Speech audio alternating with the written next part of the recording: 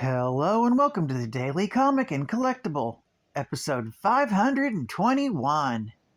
Now today, the collectible of the day is the Hasbro Toys, Marvel Studios, X-Men 97 line, Epic and Titan, Sentinel and Cyclops action figures. What two better figures to pair than a showdown with Cyclops, the leader of the X-Men, and one of the villainous robot Sentinels. Create epic adventures as Marvel's Sentinel with this 14-inch scale Titan series action figure, featuring 5 points of articulation for added posing and display. This iconic villain is inspired by the Marvel Universe and the Disney Plus series of X-Men 97. Also pictured as the collectible of the day is the Marvel Studios X-Men 97 Cyclops action figure. This 4-inch scale X-Men leader is part of the Epic Hero series and has a total of 9 points of articulation and is great for added posing and displaying with the X-Men 97 Titan Sentinel. This X-Men 97 Cyclops figure also includes a clip-on Epic gear accessory of an FX visor blast for ultimate superhero battles. Both are from the Disney Plus Marvel Studios X-Men 97 line and were released in 2023 by Hasbro Toys. Now, the comic of the day is Uncanny X-Men, Volume 1, issue number 142, with a cover date of February 1981. This is the finale of the Days of Future Past arc.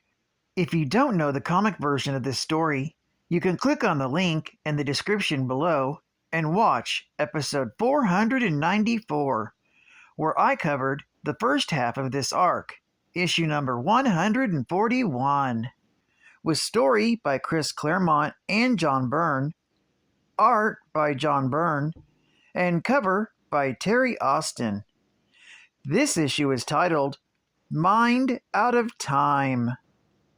Continued from issue 141, in the present, the X-Men have appeared at the U.S. Senate to stop the Brotherhood of Evil Mutants from assassinating Senator Robert Kelly. They've been led there by an adult mind of Kate Pryde, whose mind has been projected into her body of her younger self from 30 years in the future. While in the same future where the assassination of Kelly would lead to the passage of the Mutant Registration Act and the enslavement of all mutants, the last surviving X-Men head towards the Baxter Building to stop their Sentinel overlords before the rest of the world attempts to nuke America. 1980. The Brotherhood easily knocks past the security and attempts to attack Senator Kelly, but the X-Men get in their way. As the two groups battle each other, Wolverine attempts to gut Pyro with his claws, but is stopped by Storm. As the battle rages, a security guard leads Professor Xavier and Moira McTaggart away, only to gas them as she's really Mystique in disguise.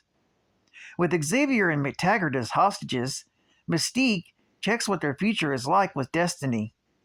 Destiny still cannot see past the interference that prevents her from seeing the course history is destined to take. Destiny is unaware that it is the adult mind of Kate Pryde existing in the body of her younger self that is causing the interference. 2013.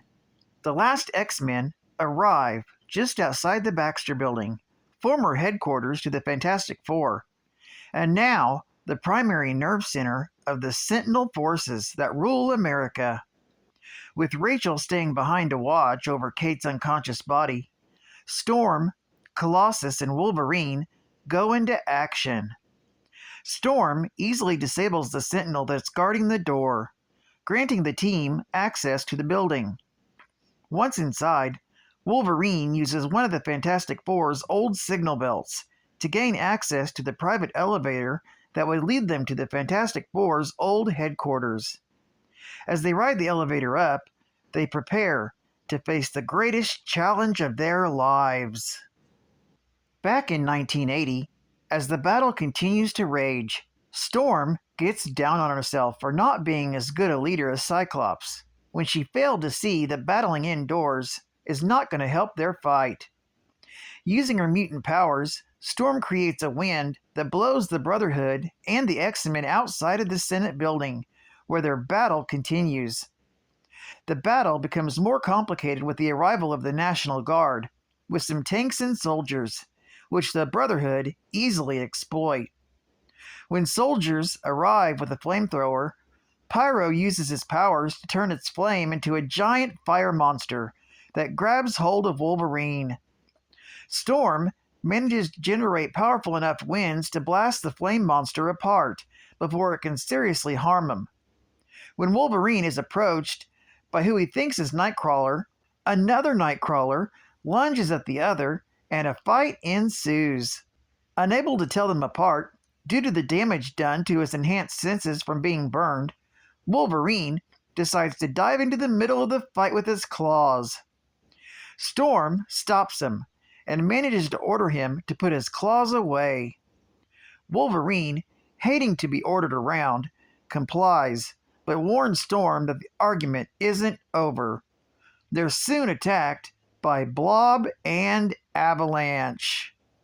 Wolverine and Colossus create a lever which allows them to toss the Blob at Avalanche, while Storm creates a monsoon rain around Pyro, making it impossible for him to use his flames, while the real Nightcrawler lands a blow on his doppelganger, forcing Mystique to revert to her normal form.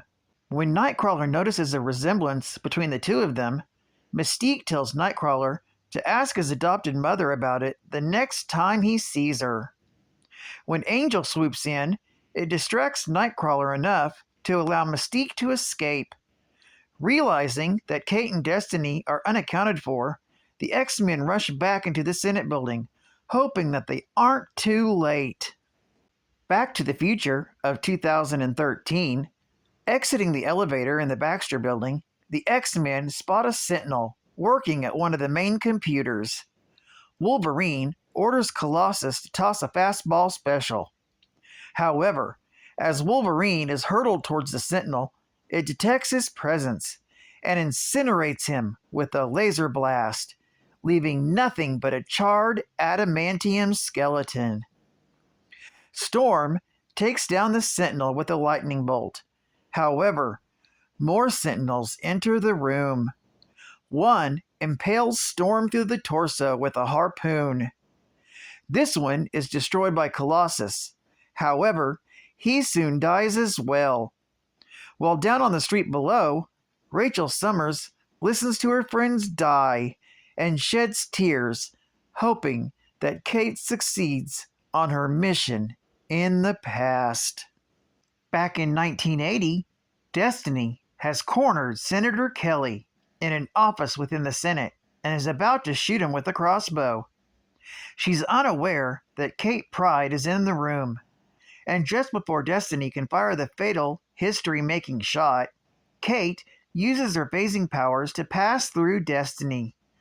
This disorients her enough to make her shot just miss Kelly's head by inches. With history changed, Kate's mind is shot back into the future, and the strain causes Kitty to pass out. Storm arrives shortly after and takes Kitty away, while Destiny is taken into police custody. Later, aboard Warren's jet as it heads back to the X-Men's headquarters, Professor X probes Kitty's mind and finds no trace of her future self. Further, young Kitty has no memory of the battle either. When Warren asks the professor if they indeed managed to change the future, the professor can only say that time will tell. Geek Fact: this issue is considered a key issue for being part 2 and the finale of the Days of Future Past story arc, and features the death of Wolverine, Colossus, and Storm from an alternate reality. Plus, this is the first issue of Uncanny X-Men, retitled from X-Men officially, in the Indicia copyright section, even though the cover titles have shown the name for years. Bonus geek fact: although Wolverine is seemingly killed in this story, he's resurrected twice.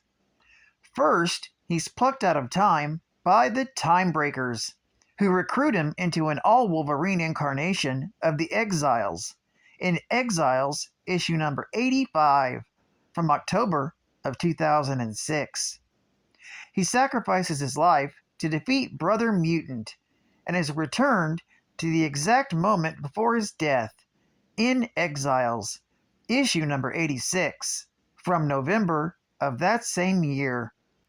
Then his corpse would be collected by X-51 of Earth 9997 and resurrected using a machine invented by Merlin in Paradise X Heralds issue number 1 from December of 2001.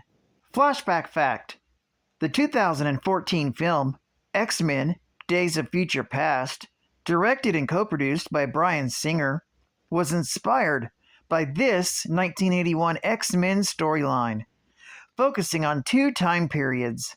Logan travels back in time to 1973 to change history and prevent a murder that results in unspeakable destruction for both humans and mutants.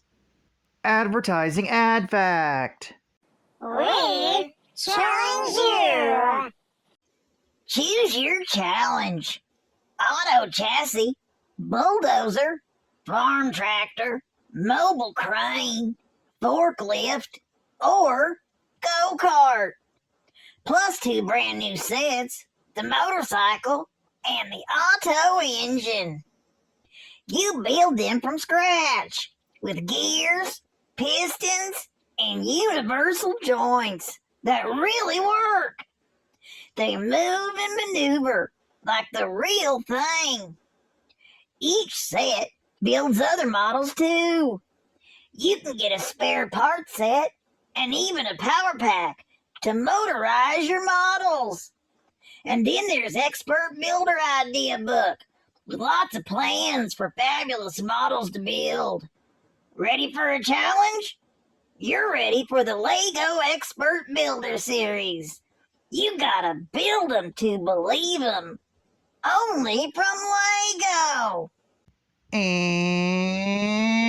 final geek fact: events happening in the future actually happen in an alternate timeline, classified as Earth 811. Within this issue, Rachel speculates that sending Kitty Pryde into the past will simply create an alternate independent timeline.